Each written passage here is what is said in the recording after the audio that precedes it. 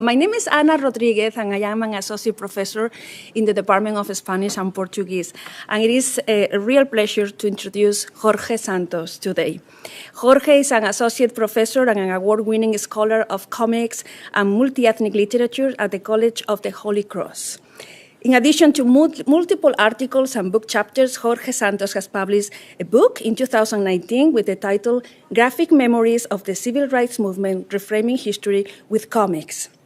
Graphic Memories investigates graphic novels and memoirs published from the mid-1990s that challenge or expand the consensus narrative in order to include sites, actors, or people groups normally not included in the popular narrative of civil rights. This book has received several awards, including the Charles Hartfield Book Prize and the Choice Outstanding Academic Titles Award, in both of them in 2019.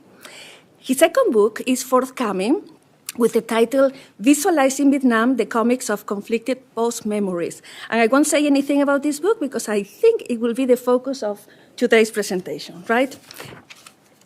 Before I invite Jorge to the podium, I would like to read the answer he offered in an interview when he was asked what makes graphic novels such a great entry point for cultural studies. I found his answer really appropriate to be read here out loud today because it's a great answer and really inspiring. So he said, this is what he said. Because of its status as a marginal literature, the graphic novel was often embraced by people of identities that represent alternatives to the mainstream. So there is a marvelously rich body of underground or overlooked literature exploring these pushed-aside identities, from queer literature to Latinx experimentation to alternative or counter histories. However, the magic of the medium itself is the most important thing. Comic books manage to create cohesive narratives from essentially a series of unlinked fragments. The reader has to create a continuous action in their own mind. This mirrors the way history is written and the way we experience the world. This opens all kinds of doors for actively reading the world around us.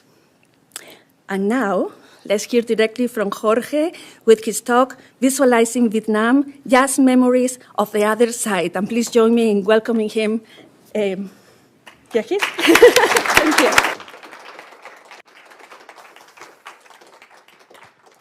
I think my mic is on. Yes, can you all hear me? All right.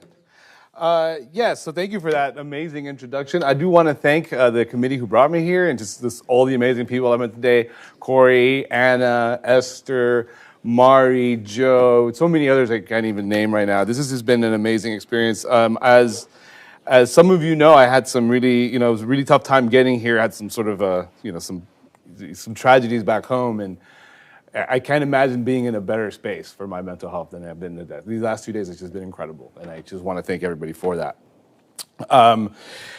Today, so my talk is coming out of a book project I'm working on. It's forthcoming, although every time I hear someone else say it, it feels aggressive, like they're calling me on something I promised. Nobody tell my editors that anything you see here today. This book is in process, so I do want to stress that everything you hear about today is very much in the draft phase. Unless you like it, then it's ready to go. And it actually comes out of the previous book project. So Graphic Memories, I just sort of got really fascinated with the idea of comics as a sort of history writing or historiography, right? The way they represent history. Foucault once said that we need to move away from linear history and embrace the juxtapositional, the network of meaning, right? The fragmented, the parallel. And comics already do that. So I just feel like it's already ready positioned to sort of be not an alternative to history writing, but serving as not a supplement itself, sort of its own place where we can sort of create memory.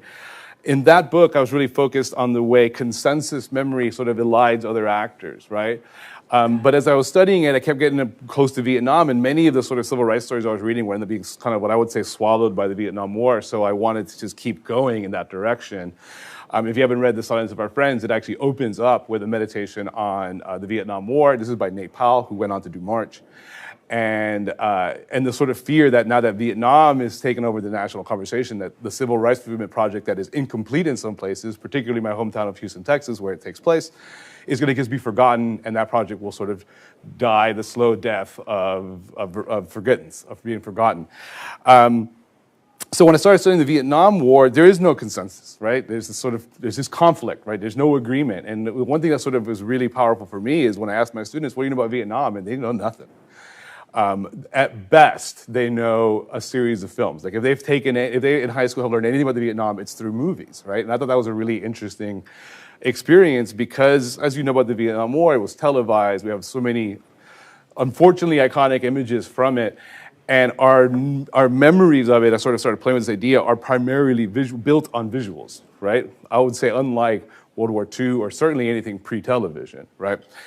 And there's, of course, a wealth of non-visual mediums that have done a remarkable job capturing the realities of the Vietnam War, from prose to music to poetry. But there's something about visuals and the sort of power of the image that I think for this particular event in history was really powerful. But what was really interesting to me, though, is if you watch films with all this sort of gatekeeping, there is a sort of consensus narrative arises. If nothing else, who the actors are, the sort of kind of narratives, combat heavy, veteran heavy. Not that those stories don't deserve to be told, because they do, but you just get a richer diversity of perspectives in comics. I think not always positive, sometimes troubled, sometimes conflicted. So the project initially was going to compare films to comics, and then I found such a wealthy trove of comics, and I was like, okay, I'm not doing films at all anymore. I'm just doing comics. Which, if anybody who knows me, it doesn't take much of a push to just say, abandon all things and just focus on comics, because that's kind of what I always want to do.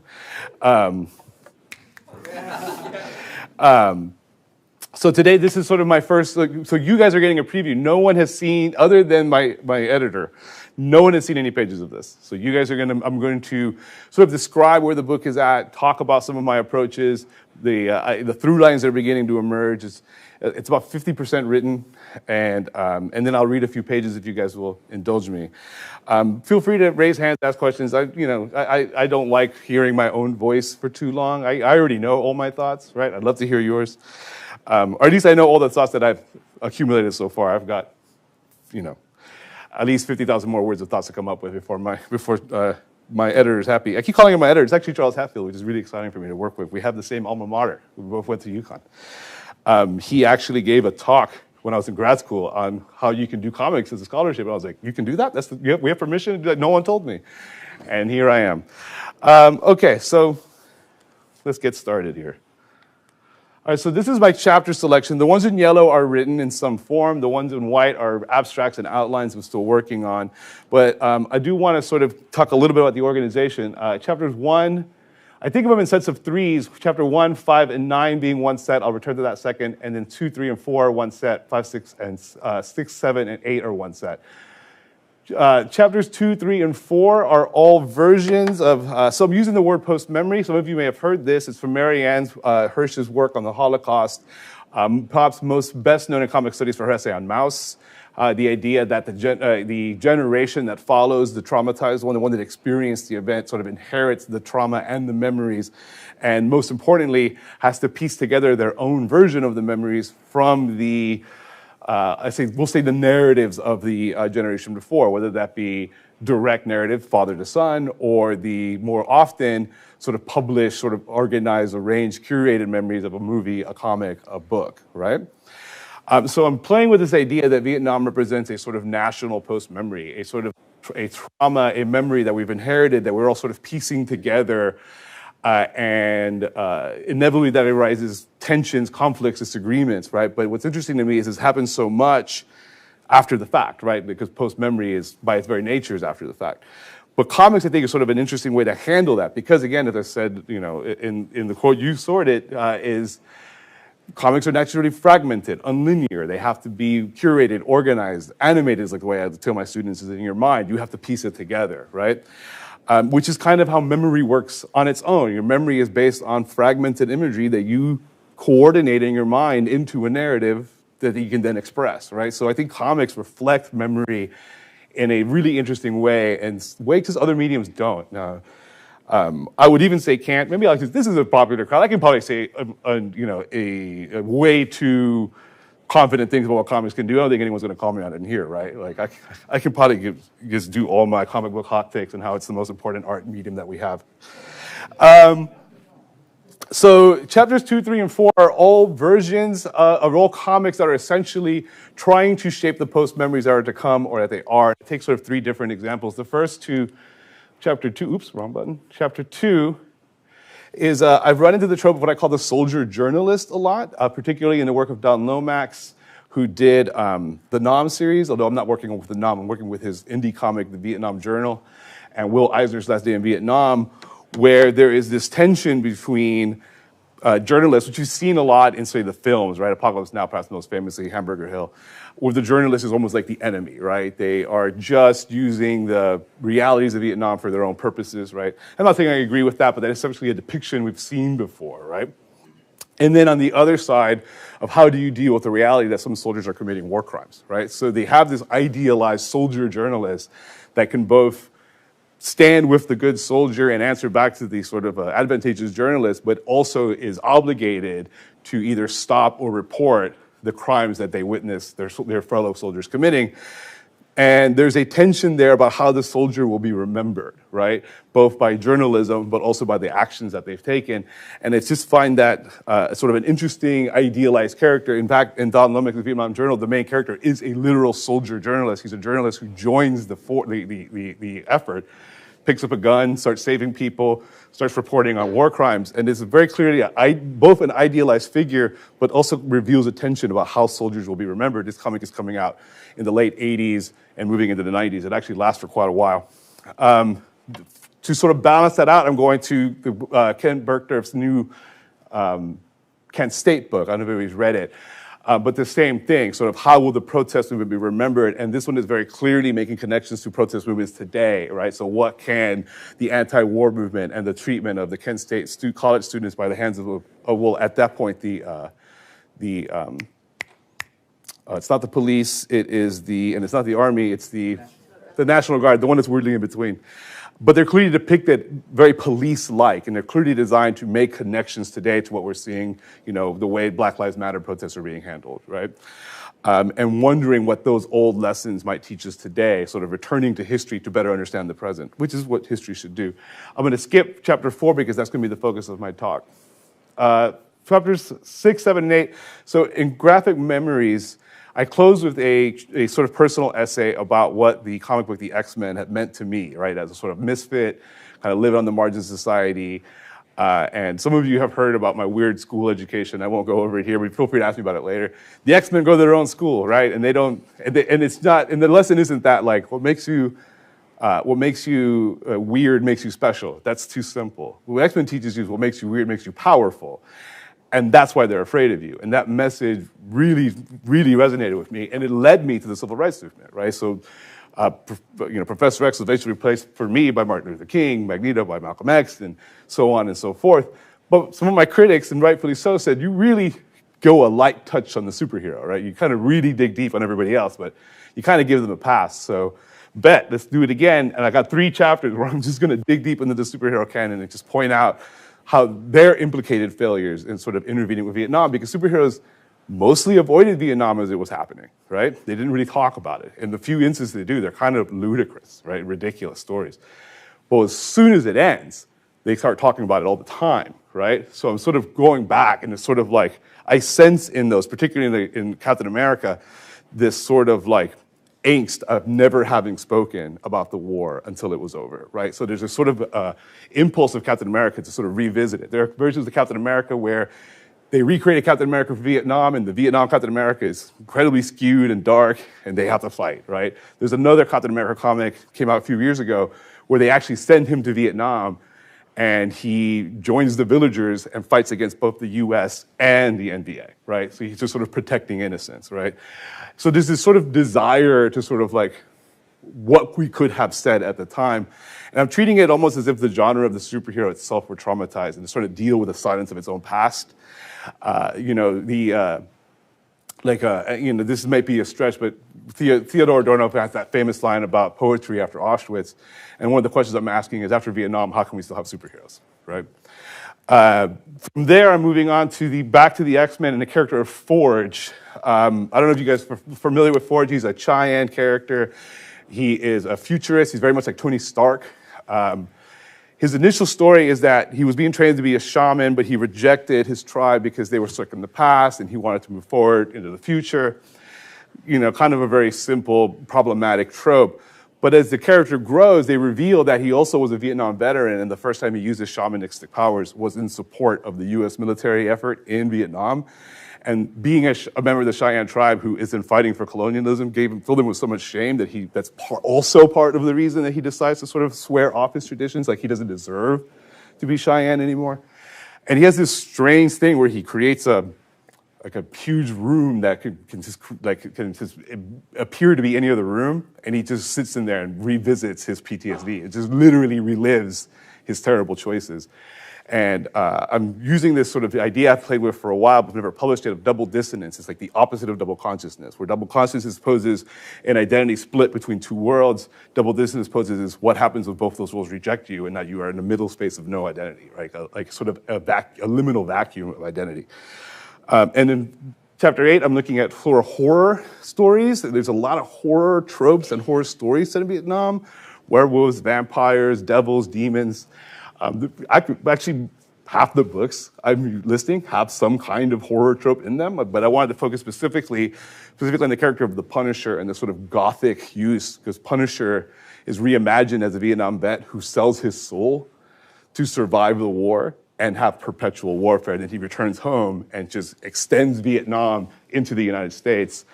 It's a sort of like reliving trauma kind of interesting thing, but the whole thing is used to sort of, you know, like much Gothic literature, ultimately reject the idea of sort of American exceptionalism, urbanity, civilization. Who's the true savage? Spoiler alert, it's us. But I wanted to sort of bracket 1, 5, and 9 because those are all refugee narratives, and I wanted refugee narratives to both frame the whole book as well as lie at the heart of it. So chapter 5 is Tibui's Amazing, the Best We Could Do. I myself am Salvadorian, descended from refugees, undocumented community, some traditional migrants, some US citizens, but the realities of sort of the silence around those kind of experiences really has always been part of my life. But I didn't expect to encounter that when I was working on Vietnam until I realized that the 1975 Refugee Act that amnestied many Vietnamese refugees actually helped much of the Salvadorians stay for a while. Much of my family took advantage of those laws to stay themselves. And there's a historical argument that if it wasn't for the failures of Vietnam, we don't intervene in Central America either. So I am weirdly connected to Vietnam in a lot of ways. So I'm exploring my own history and my own post-memory in regards to Vietnam. Even though my family arrives in the 80s, I'm born in 1980, I would not expect to find myself implicated in the Vietnam War. And I'm using the book GB Trans Vietnam America to sort of process my own sort of learning how oddly connected I am to this war in a way I never expected. Chapter 5 is about the best we could do. I'm using, you probably heard the concept of the usable past. I'm using the idea of the usable present, where a stabilized narrative present can integrate a traumatized past into the narrative, right? Because trauma always poses its sort of non-narratability, right? It can't be assimilated into memory. It can't be transformed into narrative. But the best we could do, I think, rejects that premise and looks at a stabilized present to be able to recuperate the past and sort of turn it into a holistic narrative, right? And she sort of does this in two ways. The first one, of course, is Tu Vui's own history as a refugee, but there's also a traumatized literary past, right, that she contends with, which specifically deals with how women and the Vietnamese, and of course Vietnamese women, have been represented in the stories of Vietnam. So she has this double burden, right, having to work through her own emotions, but also have to deal with a literary canon that really poses her as, you know, a unfortunate stereotype. If you read the book, she has entire passages about how she has to, in order to tell her story, she almost has to deal with the other stories that have been told about her community before she ever got to speak. And the last one is The Magic of Magic Fish. If you haven't read it, stop what you're doing. Forget you even heard me. Go buy Magic Fish. It's amazing. But at the end of the day, there's this idea that post-memory is burdensome, heavy, difficult, because it is. But Magic effectively posits that in that transfer of memory is an opportunity for storytelling that can heal wounds as much as reveal them. And that book is all about using story to have revelation as well as healing. And the idea that post-memory can be not just a site of, of discovering trauma, but discovering the way out of trauma is, I think, beautiful. And the Vietnam War is also so dark, and the only place you find hope, and I just find this amazing, are in refugee stories. All refugee stories have some hope in them. And I'm going to be honest, I don't have much of an argument about that, other than I find that beautiful. So I wanted to frame the entire book and also have that lying at the heart of it. All right, but you guys want to hear about Just Memories. So this is Nothing Ever Dies by Viet Thanh Nguyen. He's a novelist and professor. You may better know him from books like The Refugees or The Sympathizer. He is maybe the leading, I'll say, literary voice about the Vietnamese diaspora in the United States. Beautiful writer. He wrote this sort of hybrid essay, literary, like a cultural critic, personal story narrative called Nothing Ever Dies. And I read it, and it just blew me away. I was like, this is what I want to do. So in many ways, I like to think that my whole book is going to be a poor cover song of this book. But this is the quote that really got me, and this one is going to sort of get me moving into my piece. The basic dialectic of memory is instead more fundamentally about remembering our humanity and forgetting our inhumanity, while conversely remembering the inhumanity of others and forgetting their humanity. A just memory demands instead a final step in the dialectics of ethical memory, not just a movement between an ethics of remembering one's own and remembering others, but also a shift towards an ethic of recognition, of seeing and remembering how the inhuman inhabits the human.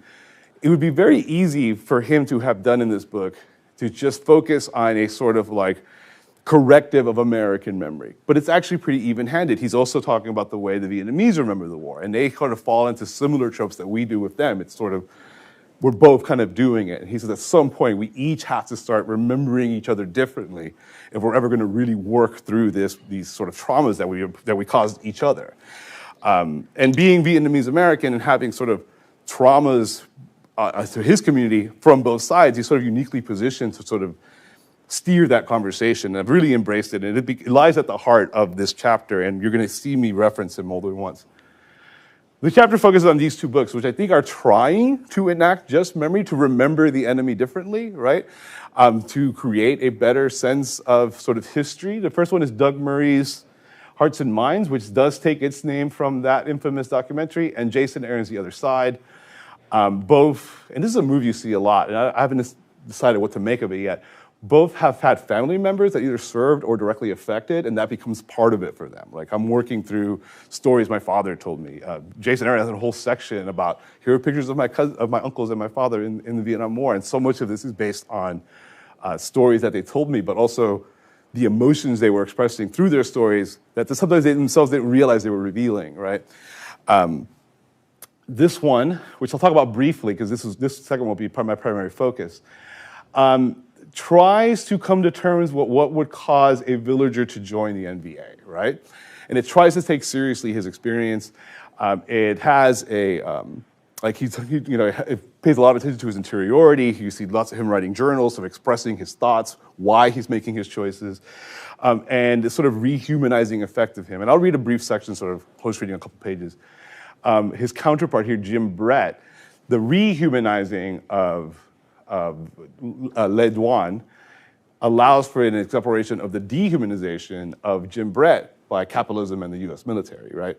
And it really works under a sort of inversion strategy. Like, you're going to see a couple examples of what if we use the tropes associated with the North Vietnamese to talk about ourselves and vice versa. It's limited in success. The woman in particular does not fare well. She's mostly just something to fight over. It's a very imperfect book, but I do think there is value in an attempt, even though it is very imperfect. And I will say that in the chapter, I do spend a lot of time pointing out its failures, but I do also want to highlight its potential successes as well. It's an interesting text, if nothing else. So let me give you a couple images. I'll sort of break these down. This is where I get into the prepared remarks, so apologies for the shift in tone.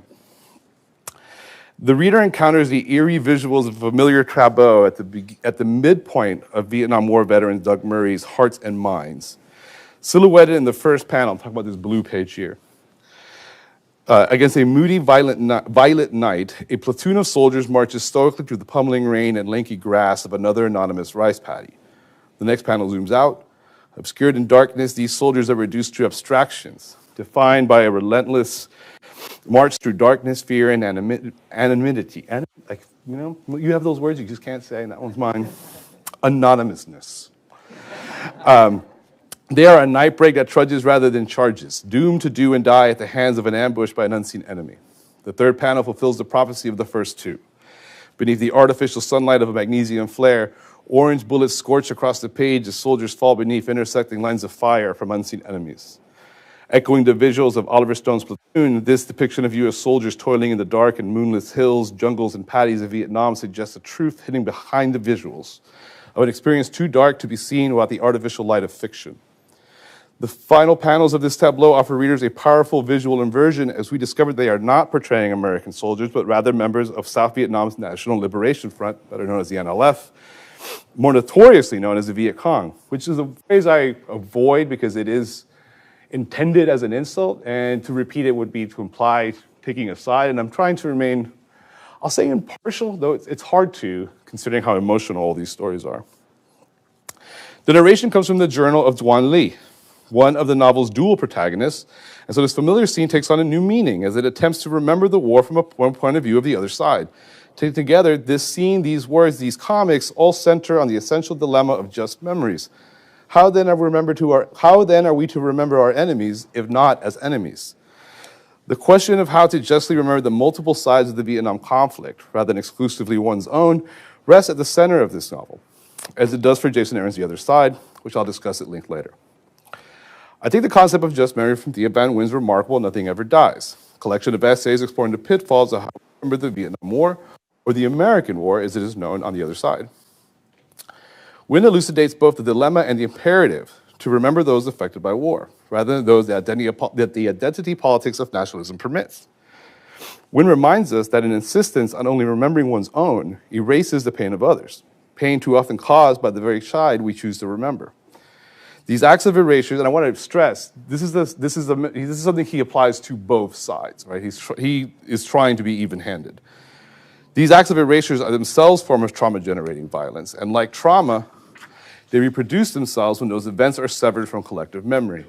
Hearts and Minds calls attention to this erasure by way of inversion. The scene above displaces, momentarily, American soldiers from the center of the narrative to its margins, placing them in the gutter, the space typically reserved for the Vietnamese soldiers. The final panel depicts Duan Li hiding from the American attack in a shadowy jungle far from his now destroyed ancestral village, staring at a candlelit map, lamenting how his unit has lost their way, echoing the way many have characterized America's loss of innocence as a result of the war. The inversion of the visual tropes typically associated with the American soldiers on a silent march to certain doom, and the NLF as an invisible enemy attacking from the shadows, prompts readers to reconsider each in the context of the other rather than in contrast. While experiencing the visuals in the present tense, the reader is simultaneously transported both to the future from which Duan Li writes and to the past in which these memories of the Vietnam War are staged, a temporal simultaneity that is a staple of the magic of comics. And attending to the other side's memories of the war, the comics included in this chapter begin to answer Nguyen's calls to develop a just memory via an ethics of remembrance that resists exclusively remembering one's own while disremembering all others. Hearts and Minds dramatizes these sorts of erasures in its opening scenes, and I now will transfer to the page on the right, which is an almost too familiar scene of American soldiers coming in and burning down a village. The whole scene actually opens with the NLF, and again, a very familiar moment. You have to hide these guns or we're going to kill you and your leaders. They, of course, do so. The Americans find out that there are guns here being hidden for the NLF, and they just begin to liquidate the village. And begin killing fairly indiscriminately, just as the NLF did. So there's a very deliberate mirroring from the point of view of the villager. There's almost no difference between the NLF and the American soldier. If you're familiar with Archie Goodwin's Blazing Combat, the comic landscape, which got the book banned, similar logic. I actually think that this is actually possibly an echo of Archie Goodwin's work. In order to avoid execution themselves, Duan Li and his wife are forced to hide weapons on behalf of the NLF. Initially, these scenes play out As a reader familiar with the Vietnam War might expect, especially before the news of the My Lai massacre hit the American consciousness. Maliciously cruel unleft guerrillas impressed villagers into their service, grinning wickedly at their own violence, followed by well-intentioned U.S. servicemen who insist they only want to help, but ultimately only cause further harm. Finding the cache of hidden weapons, the U.S. GIs decide there is no choice but to gun down Duan Ly and any other conspirators, incinerate the village, and forcibly remove all survivors to a strategic hamlet closer to Saigon. However, the final page of this sequence begins to undermine the familiar dichotomy between the NLF and the American soldiers purported by this opening scene. In a 4-panel sequence, American GIs lead the villagers away from their burning homes as the elderly life of the man executed by the NLF lingers by her husband's grave in the second panel. So the NLF killed the sort of village leader, and this is her wife, and I don't think this Christian cross is an accident. A Christian cross marks the grave, suggesting a shared religious identity between the elderly woman and the U.S. soldier dragging her away, one all acknowledged by other party. It is a sort of forgotten reality that even though they were a minority, there were quite a few Catholics in South Vietnam, most of them in Saigon, particularly after President Diem takes over and starts to oppress non-Catholics. You see a movement of the Catholics into the cities, but some remained. Both the elderly woman and the soldier are missing in the third panel, as the fire from the nearby huts reaches the graves, lighting the cross ablaze. The silent image of a burning cross suggests not only a violent erasure of the memories symbolized by the grave site, but it's giving its associations with the violence of the Ku Klux Klan. It also invokes brutally racial dimensions to this erasure. The final wordless panel of the sequence features a bloody Duan emerging from the jungles, a burned out mound of ash, blood, and napalm flames in place of his home. American choppers float away like indifferent archangels, leaving Duan Ly abandoned, alone, and above all forgotten. I'm going to skip ahead, but the chapter keeps going from here.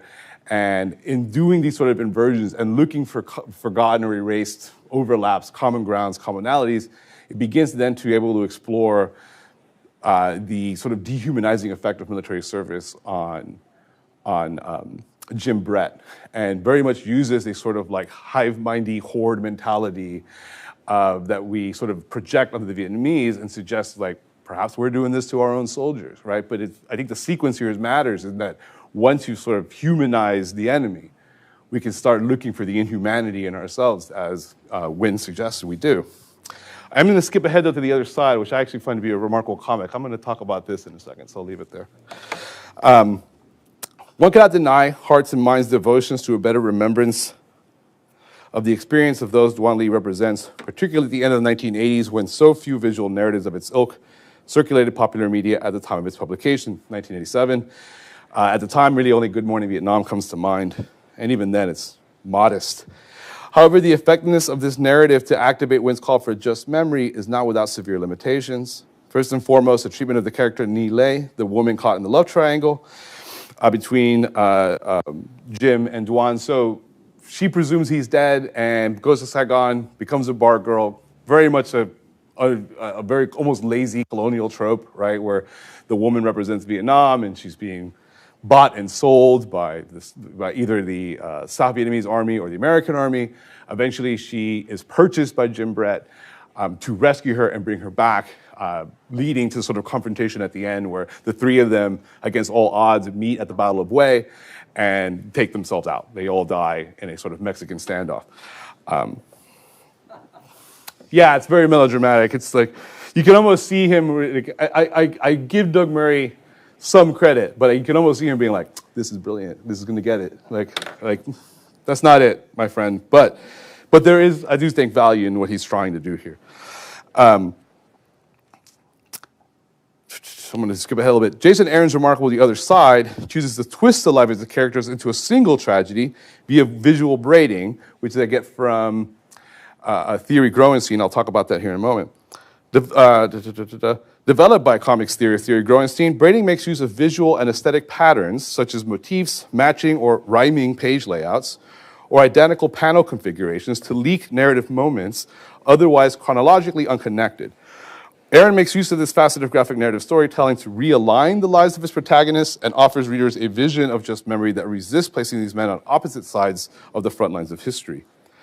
We might think of Murray's intervention as historical or even sociological in nature as he seeks to dramatize the erasure of the North Vietnamese from collective memory. On the other hand, Aaron's graphic novel takes an aesthetic turn, offering a vision of how to shape a more just memory using the tools inherent to the comic form. Like Hearts and Minds, Aaron features two soldier protagonists, one American and one North Vietnamese, each on a violent collision course with the other. Like a true braid, they are basically encircling each other until the final confrontation at the end. Billy Everett and Vo Bin Dai, the haunted protagonists of the other side, live visually rhyming lives braided together by intertwined narrative structures. Billy's story begins with the death of Private J. Faulkner, a dying a meaningless death, quote, face down in his own shit and the mud of the Khe Sanh Valley. This is the introduction of Billy Everett. On the following page, four identical pals stretch the length of the page and eulogize Private Faulkner as, quote, a lucky shitbird for finally being laid to rest. The final panel shows Billy angrily clutching a draft letter from LBJ, informing that he is to, quote, pick up where the late Private Faulkner had left off. The long lingering panels suggest a meditation on these events, while the lack of a bleed, panels uncontained by borders that stretch across or beyond the page, imply a fixity of a life contained by its violent destiny. The following pages continues the prophecy and broadens out to establish a shot of Russellville, Alabama, and Billy's ever so humble rural home. The gutters organizing the four panels beneath form the mutants of a window, each panel a pane offering a glimpse into the American Gothic that is Billy's home life, as he reluctantly leaves Alabama behind for boot camp. As with Hearts and Minds, Vo Bin Dai's storyline likewise begins with a meditation on war and its casualties. So I just want to point out how exactly almost how closely these are to each other. It's not an accident. With three panels depicting the devastations of the Mekong Delta, the strategic trail, and a burning village and rice paddy echoing the infamous 1972 Napalm Girl photograph. In the final panel, Vo prays his supplication, hoping his death might serve a higher purpose than nameless victimhood, a divine petition to, quote, fight until the last breath, then drop my body on the battlefield like trash and be at peace. The following page depicts Vo, burning with glorious purpose, answer a recruiter's call to join, quote, with our southern compatriots fighting for their liberation. Beneath this shot lie four window pane panels reflecting the same configuration as Billy's somber farewell. As with Billy, these panels depict Vo saying goodbye to his parents as he joins the NVA, scenes visually and thematically rhyming with Billy's a page prior. As we saw with Murray's novella, Aaron's opening scenes draw the reader's attention to both the parallels and to the similarities of its opposing protagonists, their intertwined fates structured visually and teleologically by the same forces of masculine duty and nationalist heritage. While both men experience personal and contradictory emotions regarding their participation in the war, the identical page configurations begin to braid these stories into one tragic coil. So I get the term braiding from System of Comics. I'll just read these very quickly. Contrary to breakdown and page layout, braiding deploys itself simultaneously in two dimensions, requiring them to collaborate with each other. Synchronically, that of the co-presence of panels on the surface of the same page; diachronically, that of the reading, which recognize in each new turn a series or recollection or an echo of the anterior term. The idea of recollection and echo are going to be key here. A tension can be established between these two logics, but far from ending in conflict, it resolves itself here in a semantic enrichment and desensification of the text of the comic. Going further into consciousness, the notion that the panels of a comic constitute a network or even a system. So network, system, recollection, echo, these become key terms for me. While the individual comic page generates meaning from disparate images in presentia or by the visual proximity to one another on a single page, braiding refers to how recognizable visual patterns across multiple sites and a single narrative bridge or braid these strands into one recognizable narrative tapestry. Initially, this may seem like a modest observation.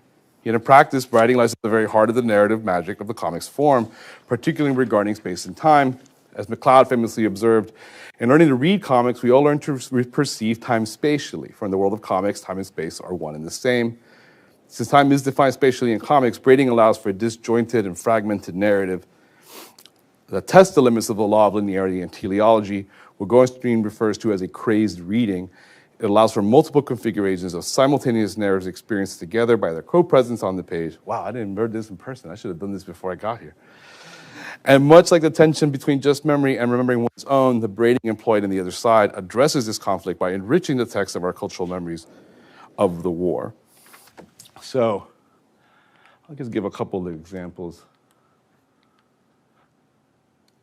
So these will be the sort of final 2 pages I read. I'm going to skip ahead here. In order for braiding of a just memory to proceed, the individual threads need to be freed or even torn from the tapestries of narrative and history to which they belong. In terms of the Vietnam narrative, the necessities of breaking free from the normative tropes assigned to each side and rejecting the lines between us and them that Wynne warns us about. We might think of these roles as spaces in which each assigned character operates. Freeing them from these spaces is then crucial to the project of just memory.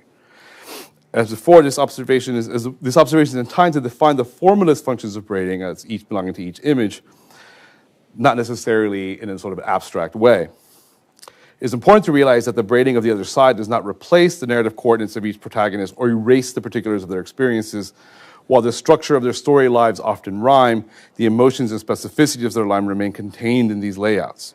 The comic never loses sight of how the sites of each narrative thread, Russell, Alabama, Nam Pong Village, respectively, generate meaning for each protagonist, where braiding allows them to transcend their sites of meaning by joining those narratives together.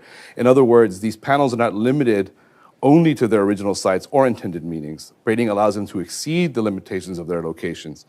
If we extend this to narrative configurations rather than just visual registers, braiding allows characters to exceed the limitations of meaning for their individual sites. So I guess what I'm trying to do here is turn braiding not so much into sort of a description of visual protocol, but as a narrative strategy for freeing these men from the tropes that we sort of accepted that they should be discussed through.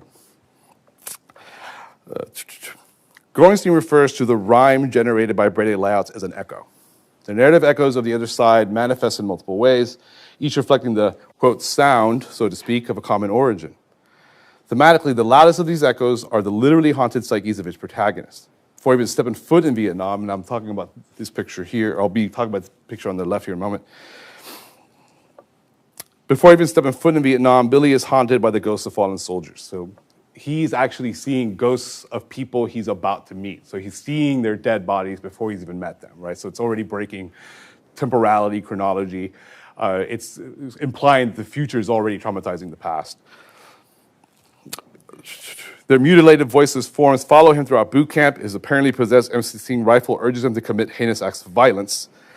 As Billy seeks psychiatric counsel from an army chaplain, he begins to describe a recurring dream. Billy says, "There's shapes in the darkness, watching me, creeping forward. I hear them calling, but I don't know what they want." Beneath the narration boxes, the page layout returns to the motif of mutant gutters that form window panes. This is not this image, this is the one preceding it. Again, we are offered an insight or a glimpse of the inner life of Billy, this time into his psyche rather than his family. We might think of these voyeuristic shapes as the readers themselves who enter the scene with essential questions as to the nature of Billy's haunting. However, the comic answers with a visual tableau focus on Vogt. This is this page. As the conversation between Billy and his chaplain ironically corresponds with Vogt's narrative. Beneath the cold and unsympathetic response of the chaplain, Vogt offers a hushed prayer and an offering to his own indifferent spiritual advisor. In the final panel, we see one of the ghosts haunting Billy reach into the panel from the outside to take the offering left by Vogt, again suggesting a common experience as soldiers who are seen by their respective war machines more as human resources than as human beings. The apparent contradiction between Billy's narration and Vogt's visual narration is resolved when adopting comic braiding as our interpretive lens. As I highlighted in the introduction, Vietnam graphic narratives often employ what McLeod defines as parallel word or image arrangements, where word-image combinations, quote, seem to follow different courses without intersecting. These arrangements often produce an incongruous effect, typically used to demonstrate how what is said about the war is figured as disingenuous or deceptive, undermined by the visceral reality underneath, revealed by the visuals. This is a strategy I've seen across comics, right? You have a sort of prose narrative that's being deliberately and ironically undermined by the visual narrative underneath, right? It's common throughout. It's not unique to the other side. I see this a lot. Rather than a parallel or incongruous, this visual-verbal arrangement is specified, as McLeod puts it, as interdependent, where the words and pictures go hand in hand to convey an idea that neither could convey alone. This generates an echo, but rather than echo each other, the lives of Billy and Everett echo the greater tragedy of the war itself, both haunted by experiences they have yet to live, while burdened with the indifference of their respective gods. Often both men have yet to live while burdened with the indifference of Often both men are seen struggling with the same existential crises, each haunted by memories of someone else's death as they march towards their own inevitable dooms, all while quaking at rumors shared by their fellow soldiers at the atrocities committed by the other side. However, their braided page layouts, their shared motifs, and their thematically congruent experiences define each as dependent on the other if the reader is to make sense of the quite literally crazed reading experience that is the other side. Crazed reading is how Gorenstein describes comics. For the braid to maintain its integrity, certain strands must be left out of the weave. The threads of nationalism, ideology, race, and geopolitics must be set aside just for the moment or for a memory, for the braid may fray or unravel. That does not suggest that the lives of these men are somehow apolitical or ahistorical. After all, this specific braid belongs to a greater tapestry composed of multiple braids, that ever-threaded and tangled embroidery known as history, woven by time and memory. Despite the potential to break the narrative lines of us and them, braids too are likewise terminal as the braid ends when its individual strands are spent and knotted. The other side climaxes at the Battle of the beleaguered U.S. Army base Khe Sanh in February 1968, and the individual paths walked by each protagonist finally come together and begin sharing space on the page. In a three-page sequence that ends the narrative, that climaxes the narrative, Vo's NVA unit charges Billy's encampment at Khe Sanh. The first features 6 narrow panels stretching the length of the page in quick staccato succession, a visual contradiction as the page length asks us to linger on the moment, but the hastened pace of the page's rhythm denies us the space to do so. On the following page, is that final image here, our two protagonists face one another for the first time. The page is composed of 2 vertical panels with a single gutter acting as a dividing line between the 2 men, symbolically representing the literal battle lines that separate them, as well as the lines of us and them that define them. The individual panels that contain each man echo the braided page layouts of the comic, reduced now to a single simultaneous moment. Both faces left, oriented towards his own death on the following page, a subtle reminder how he has been chasing the specter of his own demise the entire narrative. Billy faces left, oriented towards the past and the ghosts that have dogged his psyche. Text boxes overlay the gutter, the narrating contained applying equally to both men. Quote, none of the bullshit matters now. Not communism, not domino theories, not the Politburo or the Pentagon. There's only the heft of my weapon, the tug of the trigger, the mortars, the claymores, the illumination rounds. Only this man I must kill, this man who wants to kill me. Only victory, only survival. In eschewing the, quote, bullshit that brought these men to this moment, Aaron enacts the imperative of just memory to understand both self and others outside the parameters of nationalist identity politics, even if only for a moment. The text boxes that contain these ethos unite the 2 scenes, creating a visual stitch over the guttural lines that would define these men in terms of us and them. As with the rhyming structures that open the comic, the braid here does not do away with how its protagonists understand the meaning of the narration. The close-up on Vo defines him more by his actions and his rage, reminding us that, like Duan Lei, Vo has chosen this path for himself, even if options for paths are predetermined. In contrast, the close-up on Billy asks us to reflect on his interiority and his fear. The disparate visuals remind the reader that these men understand themselves quite differently, and that those differences can be erased by a potential false equivalency of treating them as equals or reflections, which I don't think the comic is trying to do.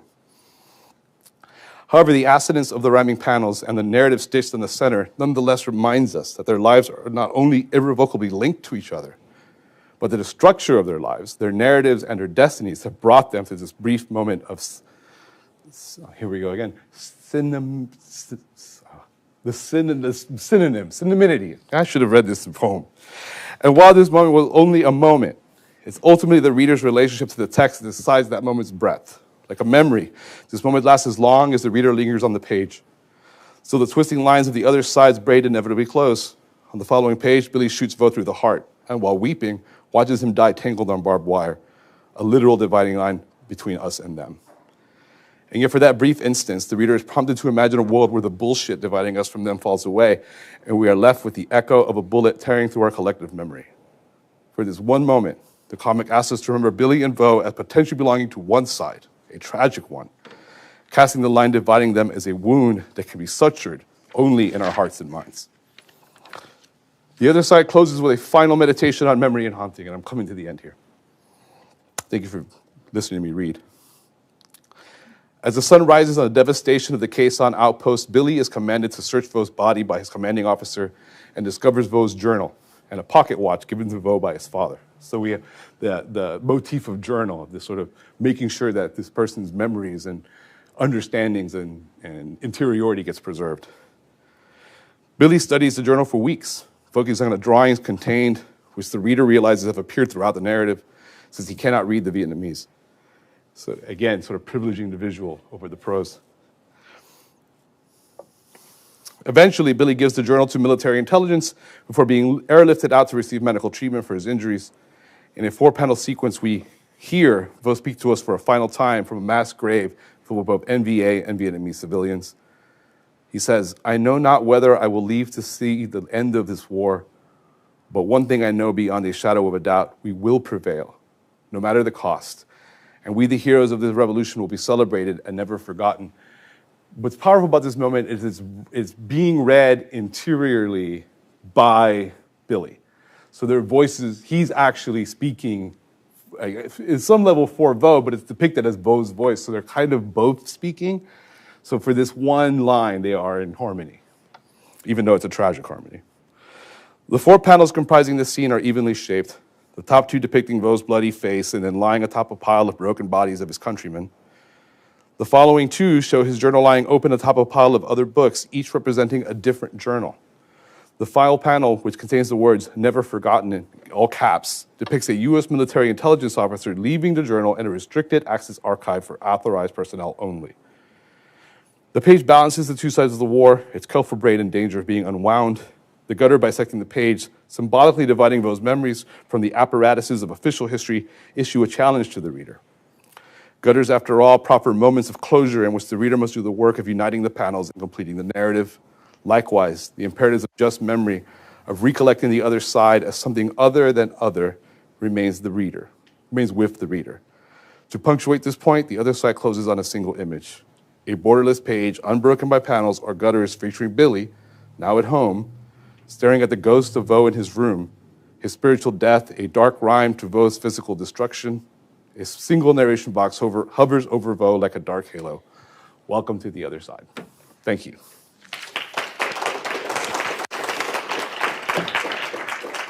And I appreciate the patience of letting me read that much.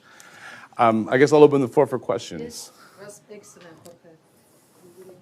Yeah, hi. Yeah, thanks for sharing and giving us such a nice kind of overview of the whole project, which sounds pretty fascinating.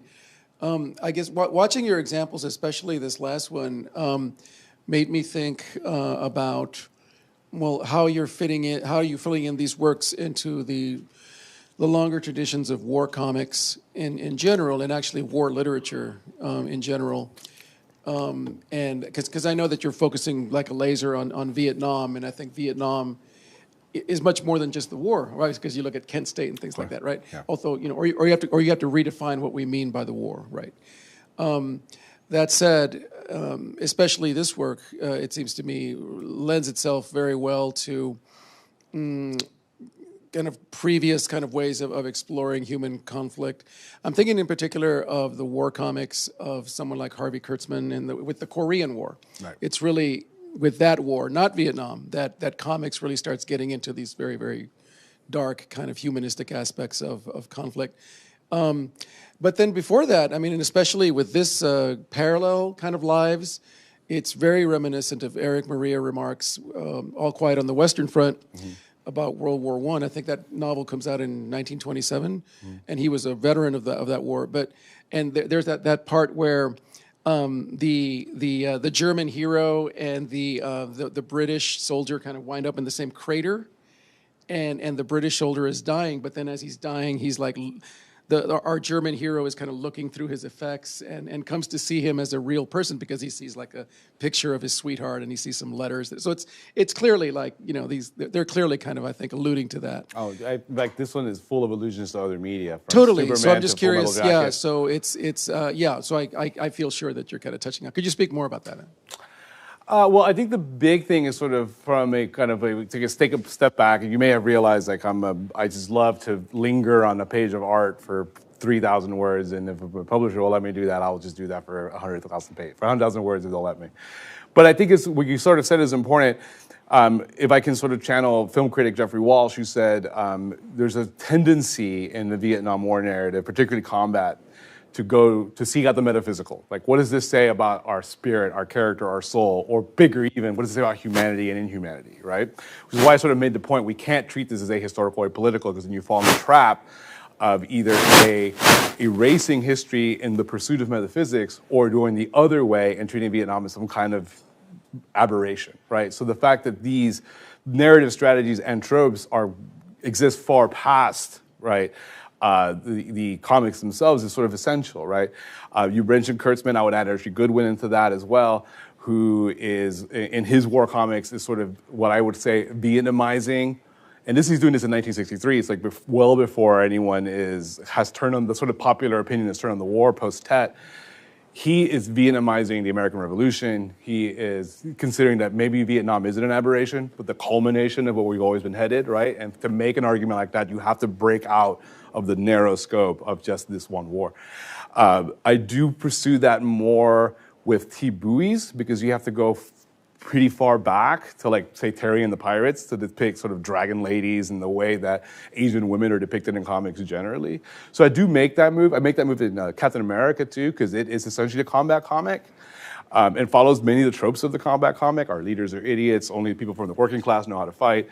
And they sort of like the World War II structure of like the ragtag group that comes together, represents e pluribus unum and achieves victory. There's a lot of Vietnam comics where they will borrow that structure of the World War II story, only to, like, I think Hamburger Hill's a great example. Ragtag group overcomes their differences, let's go have victory, but that victory is empty and meaningless and Sisyphean. So I do think to contextualize these comics in their broader traditions is important. I do that elsewhere. I don't know if I do it enough in this chapter, but that's why I have 9, because I keep finding new angles. And some of them do it moving forward. Like Kent State's very much asking us to consider Vietnam not in the context of its past, but in the context of its future, right? And I think sort of that Billy's being haunted by people he hasn't met yet, right? Also thinks about how we got to break Vietnam out of the sort of the narrow lockbox we tend to think of it in. And I think comics is just as a format, and I'm going to say this a lot, and I'll say it until someone makes me stop, it's just kind of has the tools to do that, right? What other art form can you simultaneously perceive past, present, and future, right? Just comics. I hope that answers your question. Hi, thank you very much for your talk. I was wondering, over the process of doing the research, of outlining, oh, you don't have to look at me, you can look back at the front. Over the process of doing the research for this book and outlining and planning and doing this, was there anything that surprised you? Oh, yeah. Was there anything that surprised me? I quickly, I mean, the big one was how much my life story is connected to Vietnam. I actually did a timeline, and there's a decent chance that if Vietnam doesn't happen, I'm not born. Like literally, like, my mother would never have come to the United States if not for the United States coming to her, and met my father in Miami, and the rest is glorious history, right? So that's the biggest one by far. And the biggest surprise was Magic Fish and the realization that refugees are the only place you find light. When I tell my students, when I do, say, Vietnam film as a course, I tell them the first day, this is the bottomless pit of despair with no bottom, right? Like, if you're still here on Wednesday, you know what you signed up for. And in the midst of the first time I taught a class on comics about this, I read Magic Fish. I just sort of read it just because it was getting great reviews, and I finally found a copy. It was out of print for a while, and I finally got one. And I actually changed the class. I was like, scratch this, scratch that. We're reading Magic Fish together because you guys need to read this. So the fact that people can find, and it's just like, I just chastised us for going to the metaphysical, but the fact that people can find light and hope and joy in all this darkness is the best surprise I could have found. So I would say those are the two things. Magic Fish is amazing. Go read it. Please, please read it. Thanks for the presentation, and I agree. I mean, getting the overview was really rich, and then moving to the close reading. I wanted to ask about something you started with, and I realize, and coming at this from film studies, I know this is a really familiar point, that the Vietnam War is not dealt with by popular cinema until it's over, right, with the the bizarre, notable exception of the Green Berets. But otherwise, Hollywood just doesn't touch Vietnam while it's happening. Or it does it in indirect ways by MASH is set in Korea, but everybody knows MASH is a Vietnam film, or the Wild Bunch is a Vietnam film, that kind of thing. Right. But the distinction in film and in comics is that World War II is dealt with in popular films and comics as it's happening. And as Jose pointed out, the Korean War is dealt with in comics, not so much in film, as it's happening. And so, it's a familiar discussion within film about why this couldn't be confronted head on. TV's doing it, so film doesn't do it. But in terms of comics, do you think it's just the same phenomenon, or is there a different reason to explain this lag time? You mentioned, there's some exceptions, but on the whole, this is something comics, particularly mainstream comics, avoid until later. The biggest one, the first thing I think of is actually censorship. You said they're coming out as the Korean War is happening. The Korean War ends before the imposition of the Comics Code, and you're not allowed to depict, violence, or authority must always be respected, right? You can't have blood, right? So many of the sort of publishers and genres that would have been able to handle it are gone. So, for example, the comic that was just mentioned by Archie Goodwin, which if you look at it, it's got Frank Frazetta on it. It's got all these all-star artists, so many Hall of Fame names. When you look at the list of people who worked on that comic, like, how does we not all know that this exists? Like, this is just like an all-star team, right? Well, when the second issue came out, and there's a story called Landscape, narrating the war from the perspective of a villager, and it makes the very clear point: there's no difference between the NLF and the U.S. They treat us the same, right? And this is also due to, like, we're going to get really the nitty-gritty details. The publishing model at the time in distribution meant that as a company, you would produce a bunch of copies, you would give them to a distributor, they go to the smaller distributors, to stores, they sell what they can, send you their money, and send you back to use copies, as opposed to now where you pay up front for whatever you order. Meant that it was there's so many gatekeeping mechanisms in place that it's really easy to just censor something out. And American PX bases refused to carry after that. They said, like, we will not allow this be sold on our bases, right? And would just accept the copies and destroy them so they could never be seen by the public, right? The fact that this comic is still around at all is kind of a miracle, right? So eventually people just don't try because you're not going to get published, or you're going to get squashed.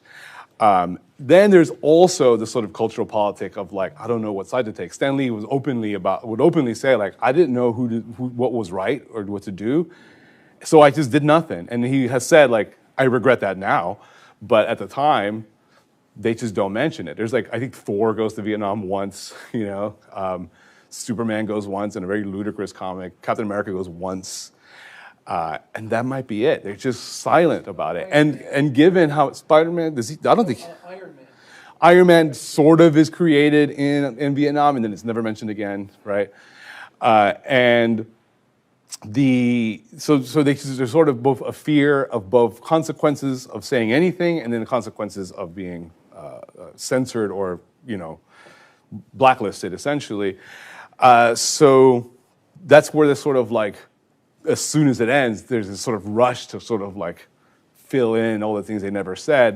And at the same time, like, the sort of attitude of the country has stabilized, so there's no longer that fear of saying the wrong thing. And by 1975, the Comics Code is loosened significantly, as well as the birth of sort of, like, magazine comics, which get around. This is not a comic, this is a magazine, so they're starting to find ways around that. So this takes a while. But the big one, honestly, I think, is the Comics Code. That's the sort of, at least that's the place to start investigating this. Do you deal with the treatment of Vietnam, mainly probably anti-war protests, in the underground? I've thought about it. I do have a bunch of stuff collected, but that's such in the heart of sort of a comics underground that they're just so deliberately offensive that they kind of don't have anything to say. I really struggled with, like, I gotta include these somewhere. It's just nothing else to show people, because just intensely nutty these are. Just like, And it's not so much a disagreement with their politics, but there's just not much narrative quality to them. They're usually short, brief, little insults, right? That don't last very long. I mean, I have a pile of floppies of just like wild Vietnam War hot takes by the underground. I just don't know what to do with them, to be honest. I've also have so much, I don't know what's going in. I have an article coming out about that Archie Goodwin story because it had no place here, but I wanted to talk about it. So my guess is I'll probably turn it into an article, maybe an epilogue. But this is just a fragment of what I found. This is just, on some level, because the ones that sort of energize me the most, but I have a stack of stuff I'm not even going to bring up, like so many things. I could do a whole chapter on science fiction narratives in the Vietnam War, right? Like the future war adaptation. There's just so many. I mean, you could, if you want, you can email Charles and ask him to give me another 20,000 words. They're already mad at me for 9 chapters. I want to do it all, though. I want to do it all. There's so much. I didn't realize the sort of rich vein I was striking. There's so much out there. And one of the biggest things has been choosing what to cut and what to include. Hi, I'm Nikki. I'm one of the doc students in the seminar, and I want to say how excited I am to see the magic fish listed in there. I'm as excited about that book as you are, and it's one of the texts that my students read and respond to in my dissertation. So I'd love to hear more about how your students responded to the magic fish. Now I got to think back to what my students felt about it. Because I sort of, with that one now, I usually am pretty open, like, hey, what do you guys think? But I've sort of insisted they read this the way I wanted them to. The biggest thing was kind of what I said, like, this thing is so uplifting and inspiring and yet so dark. Like, this thing is just, it's magical, right? It's super close readable with the color strategies, right? The fun with the panels, the folklore aspects. They really gravitate to the sort of like folklore fairy tale as allegory. It's very unexpected, right? I don't think anyone's expecting to see a version of The Little Mermaid as a metaphor for the war and for the memories of the war. The biggest thing that everybody says, and maybe this is not the most critical thing, is just surprise and elation. Like, this is not something we would think a body of work like this could produce, especially when they've just watched Full Metal Jacket, which they make them watch before Other Side, because Other Side owes a lot. It's commenting on Full Metal Jacket a lot. And to be fair, I introduced it like, it wasn't on the syllabus originally. I was like, stop everything, we're all reading Magic Fish. So a lot of it was just surprised that a professor would do that, right? I will say, and this is also an unexpected consequence, is because that story is about a young man who's LGBT, my LGBT students are like, I did not expect to find something that I could relate to in the Vietnam War, right? Like, so that, and I like anything that gives people multiple entry points. And there's so many ways into that book, right? So yeah, the big surprise is how did Wynn do this? How did he make a story that makes I say a good story, I say breaks your heart and then rebuilds it for you, right? How did something that comes out of this manage to do that? Yeah. Hello, thanks for coming. Thank you. In the mid-70s, the underground cartoonist Jackson, are you familiar with Jackson? I don't think so, no. It's spelled Jaxon. He's from Texas. He's from Austin. Huh, I should know. I'm from Houston. Jackson, well, let me write that down. Jack Jackson. Wait, Jack Jackson, Los Tejanos Jack Jackson? Yes. Oh, I know that. I know Los Tejanos. Is the same guy? Yeah. Oh. He did a couple of comics. He also goes by Jack. Okay. The Battle of the Alamo. Right. And of course, it's, we learn in American school, remember the Alamo and John Wayne movie or whatever. And of course, he's doing the other side of the battle. I think the first comic was called Recuerden El Alamo. And it's about a character called Juan Seguin. Yep. And it goes through the whole war narrative or whatever from this part that they never teach in American. I was just wondering if that is ever. Is this coming, wait, is this in Los Tejanos? Because that's the sort of project of Los Tejanos, is sort of reimagining Texas history through a different lens. Here's the things that I'll tell you. I'm not really sure. I can't remember what the second. Yeah, well, he writes several, like the Juan Seguin books. Right. Different things that are Texas-based. Okay, yeah. Well, that's no, yeah, I gotta go look at that. Well, cause see, well, the Battle of the Alamo, first of all, here's a little Texas history. No one cared. until John Wayne made that movie. Like, nobody cared. It was next to a gas station for its whole history. Like, it's just like Ripley's Believe It or Not was across the street. Like, it was like a souvenir shop next door. No one cared about the Alamo until John Wayne turned into an allegory for the Vietnam War, right? So if Jack Jackson is writing, I'm sort of thinking in real time, writing against John Wayne's version of the Alamo, he's then implicitly also writing against his vision of the Vietnam War. So actually, I should go revisit that. I'm realizing now I do own the comic you're talking about. I guess I just didn't think about that one in the context of this project. Yeah, because it was written right around when we were getting out of Vietnam. That's why I was wondering if we were somehow tying that into. Without having read it for many years, I'm going to go ahead and say, yes, that's what he's doing, and I'm going to go find it and validate that argument. It seems too obvious that it's not doing that, because he's so countering sort of like popular U.S. use of Texas history for all these Cold War political purposes. Is when Texas history started mattering, was in the 1950s. Okay, you just blew my mind, my friend. Thank you. I got to go do that now. See, but this is kind of what I'm talking about. This never, in the best way possible, this never ends. I could write 2 or 3 books on this. Now I got to come up with the 10th chapter for Jack Jackson. Any other? It's not a question. I just had another suggestion, just on top of what Corey mentioned about films like the Wild Bunch and stuff as commentaries on Vietnam. I mean, I think another really important one is Little Big Man, which is about the genocide against the Native Americans. But it comes out, I believe, in 1971. Very, very clearly, they're talking about the Vietnam. There's a lot of stuff that's coded like that. Exactly. Lots of coded stuff. And the problem with something coded is, unless you're actively seeking it, you can just miss it. There's like, you could probably, and I will say I'm focused mostly on post-war things, so things that are during the war sort of started falling out. That's why the Goodwin article ended up becoming a separate piece, because that's being written during the war, and so much of this is post, right? How the war will be remembered. I already quoted Jeffrey Walsh. He says that we're now in the final phase of a perpetual war, and that's the war for the meaning of the war. So those are the sort of things I've really sort of zeroed in on.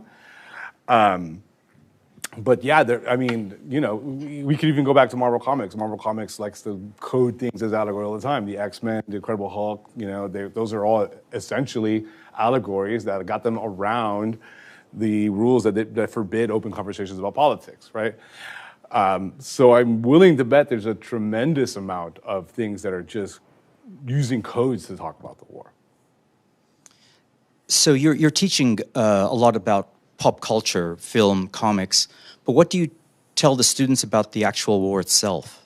I do give them the sort of what I call the crash course. Like before we start, I go over the political history of the war, key dates. I do assign a few episodes of Ken Burns, which is good, not great, but I think useful. At least he really does he really prioritizes these sort of themes of the war, right? How do we start talking about the war? And when I do film, I do include a sort of wide reading list. Because the nice thing about a film is 2 hours, they're not making you read, you're sort of sitting there passively. So here's a bunch of articles, and I've drawn from, say, Marilyn Nelson, important historian, I make them read multiple chapters of her book, The Vietnam Wars, alongside comic studies, film studies, and sort of more kind of theoretical text. So I do try to give them a breadth of stuff, but the one thing I do sort of insist on is, like, again, I've quoted him multiple times now, pop culture becomes the site where these meanings are hashed out, but you do have to have a broader understanding of the war. So I do give them a crash course on like who President Diem is, right? The Battle of Hue is super important. You understand why that battle is emotionally significant because of sort of the imperial city and the beauty of that place. The difference between hill fighting and jungle fighting. You go surprisingly a lot into military tactics because you need to know why no one wants to be the point man, right? You need to know why we rename search and destroy, sweep and clear, right? Because if nothing else, all these things are going to start referencing those, right? Some of them are sort of funny. Like I didn't expect to have to constantly explain what FNG means. The fucking new guy, yeah. But they say it all the time, and they're like, "What is that?" Right? So there's a lot of contextualizing you have to do, but also we have to balance that because ultimately what we're doing here is sort of thinking about how these pop culture narratives are discussing what this, like, the meaning of the war, right? But you have to know the events of the war to be able to get into that.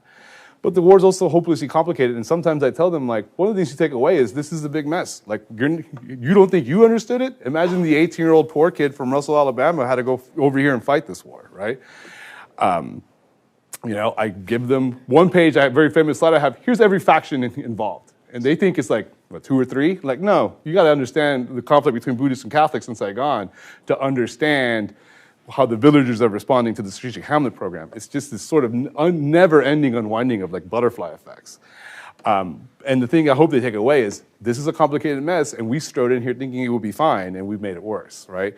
Tensions aside, if you don't know the war you're fighting, you're not going to fight it well.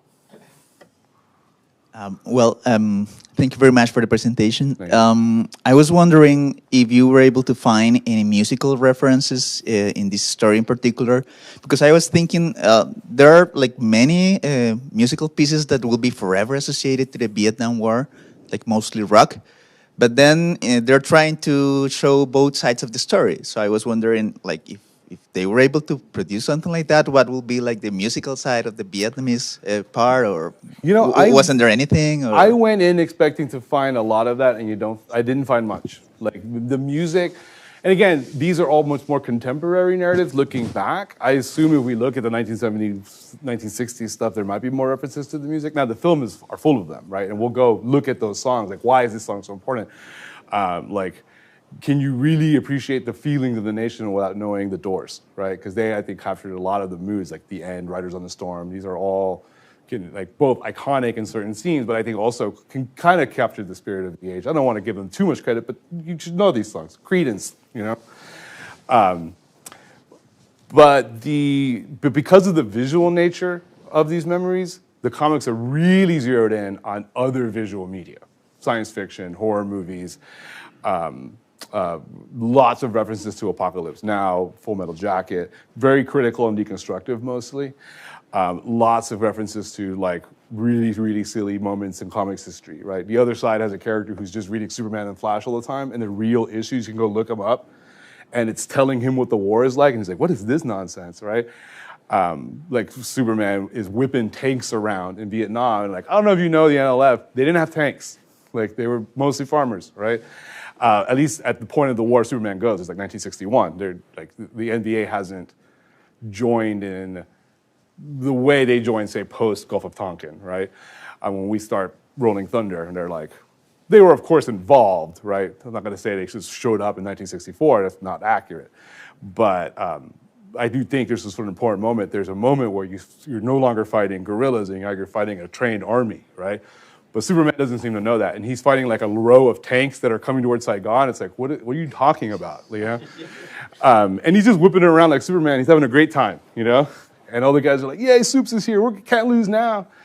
I actually think that the Dr. Manhattan scene from Watchmen is a reference to this Superman comic. Yeah. So you see tons of that commentary on visual narratives, but you don't see much on music. Yeah. Any final question? So, thank you so much. Thank you. Jorge was fantastic.